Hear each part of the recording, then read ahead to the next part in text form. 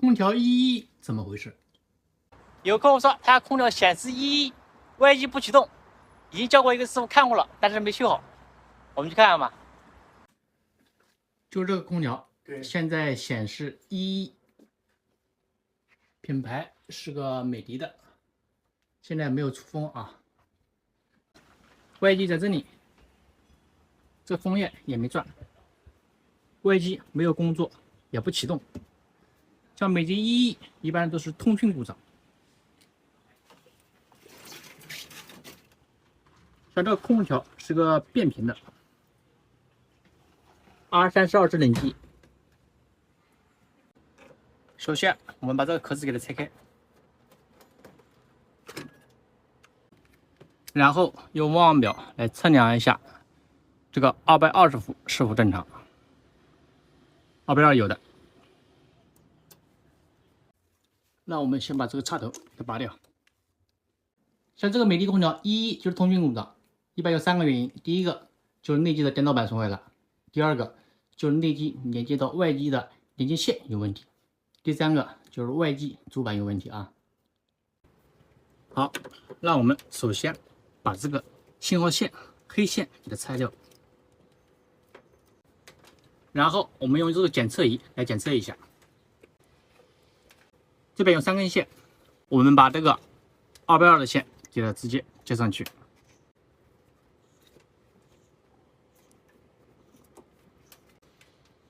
这个是信号线，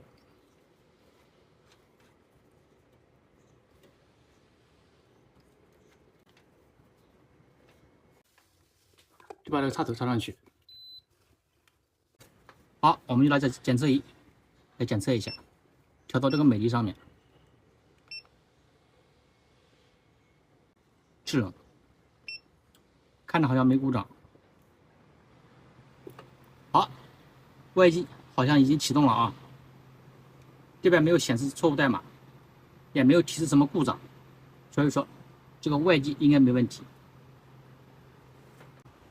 风扇已经转了，这管子也已经凉了，说明制冷正常。好，关机吧。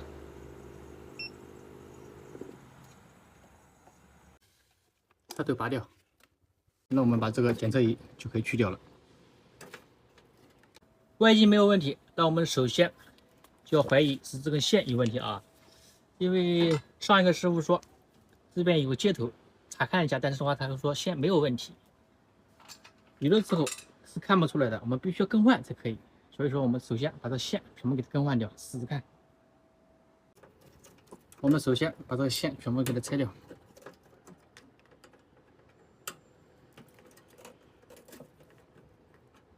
现在我们就把这个新线给它换上去试试看。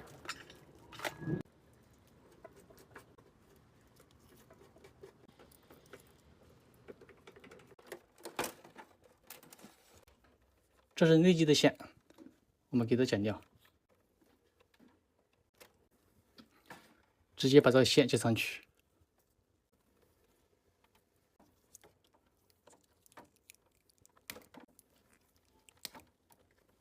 里面线已经接好了，像这样放在这个外面，我们先简单的试一下，把电插上去，直接开机，制冷26度，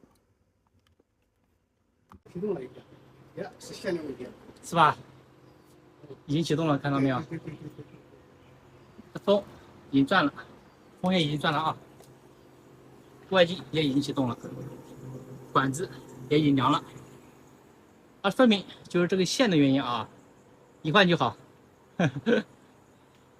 原来有个师傅过来看这个线没有问题是吧？